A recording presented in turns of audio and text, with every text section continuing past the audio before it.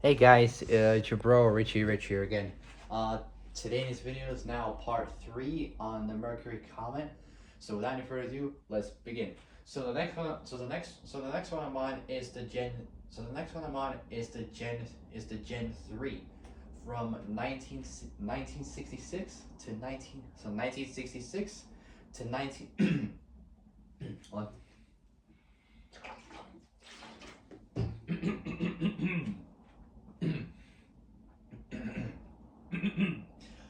1966 to 1960, so Gen 3 from 1966 to 1966 to 1967. So let's get cracking. Let's get cracking. So overview first, as always. So let's do it. So it's also called it's also called it has it's also called from these 5 different Mercuries. It's also called the Caliente, Capri, which they took the name from Ford, Cyclone, Villager, and Voyager. And that's for the 67 only. So the Voyager is only from 1967. So production is obviously from 66 to 67 only.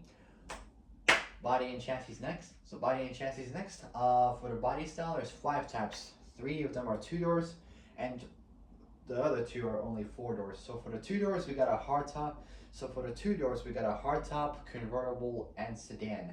And for the so that's the 2 door. And for the 4 door, we got a sedan, and for the 4 door, we got a sedan and station wagon.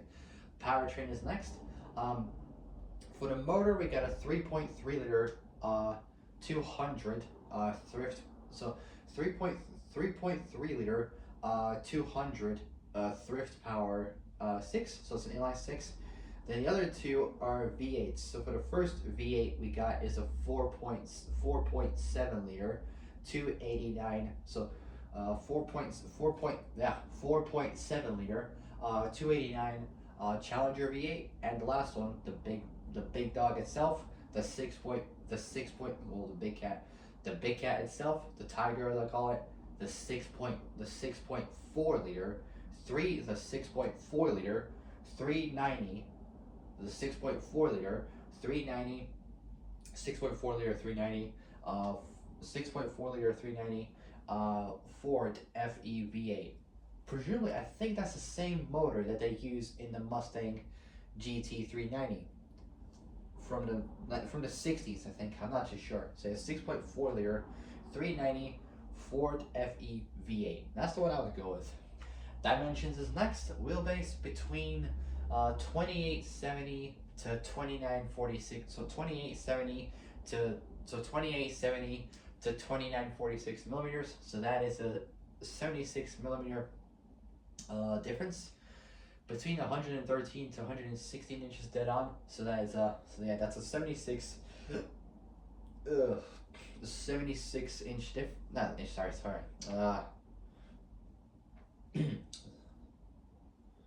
So that's a 76 millimeter 3-inch, so 76 millimeter 3-inch difference. Reason being is because the wagon version of which it's based on is a little bit longer than the sedan.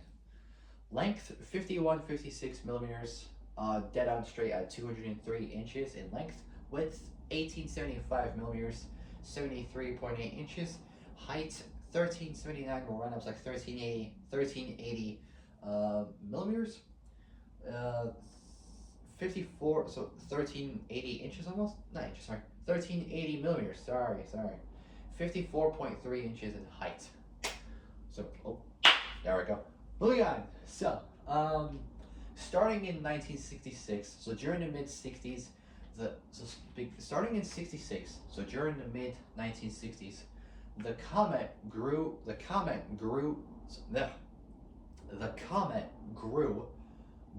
from a compact to becoming a mid-sized car. It was now based on the same chassis as the Ford Fairlane Intermediate and the previous Mercury Meteor Intermediate. So it was now based on the same chassis as the Ford Fairlane. So it was now based on the same chassis as the Ford Fairlane Intermediate and the previous Mercury Meteor Intermediate, which was only offered in 1962 to 1963. These intermediate-sized car, bleh. Excuse me. These intermediate-sized cars. These intermediate-sized cars used the same basic chassis, as the original Ford Falcon and Mercury Comet compacts. So Mercury Comet compacts, but were stretched with longer wheelbases. God, what is wrong with me? I can't even talk properly. Damn it. The previous gen, so the Gen 2, the Gen 2 Comet, shared its platform with the all new Mustang, Ford Mustang the new Gen 1 Mustang in 1964. Well, 65 it came out, somewhere like there. So it's in 1964, and when the Comet graduated to the intermediate platform, the Mercury Cougar became the Mercury Cougar became the platform shared with the Mustang. The Comet wagon version introduced a dual action tailgate, able to both either fold down or swing aside. An idea soon copied by all the major U.S. manufacturers. The '66 Comet received distinct outer body panels. The Comet Capri, named after a Ford Capri, but that's completely different. The Comet Capri replaced the previous Comet 404. So the Comet Capri replaced the previous Comet 404, and the Comet Voyager, four-door station wagon, replaced the previous Comet 404 station wagon. The Voyager replaced the previous Comet 404. Replaced the previous Comet 404 station wagon. The Voyager name had previously been used to designate a full-sized Mercury station wagon that's positioned between the base commuter and the top of the line Colony Park station wagon models. The Comet 202 four-door station wagons discontinued. The new top of the line series was the Comet Cyclone GT. New motors available in the Comet for 1966 included a 6.4-liter 390 V8 with a two-barrel carburetor at 4,400 RPM, producing 265 horsepower. That's pretty good. 4,400 RPM. That's not bad. A 6. And the same 6.4-liter same V8 technically, but this time with a 4-barrel carburetor, producing an extra 10 horsepower. So from 265 to 275 horsepower. That's pretty good. And another version of the 6.4-liter V8. So they those three had 6.4-liter 390 V8s. But this one, the third 6.4-liter, produced 300. That's right, 335 horsepower. That is brilliant. Honestly, that's just amazing. So the 335 horsepower 6.4-liter Ford FE 390 V8 was standard on the Cyclone GT and optional on other models. The GT, when equipped with an automatic, is referred to as the Cyclone GTA. Presumably might have been GTM if it was a manual. Anyways, a Cyclone GT convertible was the pace car for the '66 Indy 500.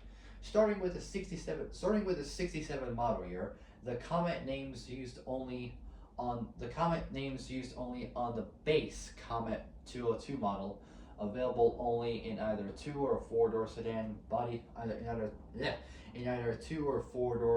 body styles. Other models were now referred to by what had previous other models were now referred to by what had So other models were now referred to by what had previously been their sub-series names. Mercury's mid-sized lineup ranged from the basic Comet 202 through the Comet, Caliente, Cyclone. So Mercury's mid-size lineup ranged from the basic Comet 202 through the Capri, Caliente, Capri, Caliente, Cyclone, and Cyclone GT and Cyclone. So Capri, Caliente, Cyclone, and Cyclone GT models, as well as steel-sided Voyager and simulated wood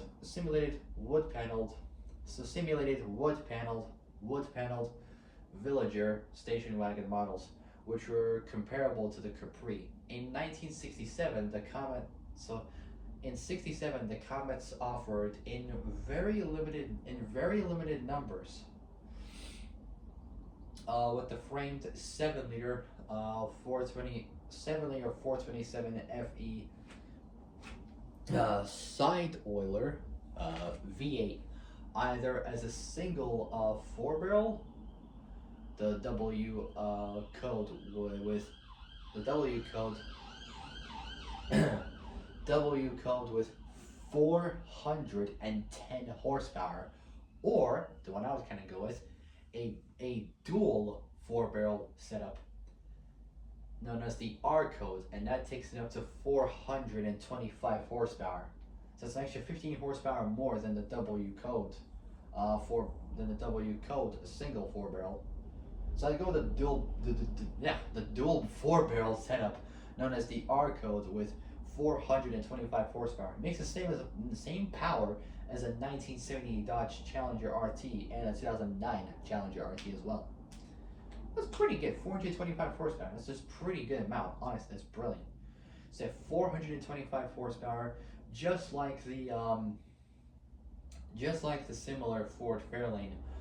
Only 60 cars were only 60 of those cars were powered by the 7-liter 427 V8, with 51 of those produced with the R code, and 9 of those 60 were produced with the W code 427. Six of those were Capris, and 4 were Calientes, with no convertibles produced, unfortunately. But well, that's how it goes for them. That's how they did it. Only one W code equipped cars a Capri, which makes it the rarest Mercury ever. All 7-liter 427 V8 powered Comets were equipped with a 4-speed top loader gearbox. Presumably that's a manual, if I'm not mistaken. I think it's a manual. I don't know. So with a 4-speed top loader gearbox. Oh, yeah, it is a manual. Huh. Pretty good. So equipped with a 4-speed top loader manual, 9-inch rear end with a 3.89 to 1 gears, and a traction lock LSD differential, which is pretty much useful. Mercury also lightened these cars by removing the sound deadening, saving about 150 pounds. I believe that's 60-70 kilos. I think, I'm not too sure, but it's pretty good. Saving about 150 pounds. In an effort to increase performance. Some cars also had the battery relocated to the trunk. So battery relocated to the trunk to move more weight over the rear wheels and increase traction. So some cars also had the battery relocated to the trunk, so just to save weight at the front, to move more weight over the rear wheels and increase traction, which also improved performance for drag racing, which is pretty much useful. Okay, so that'll be it for now. So for my next video will be about the Gen 4 from 1968 to 1969. So I'll be back in a bit. Peace.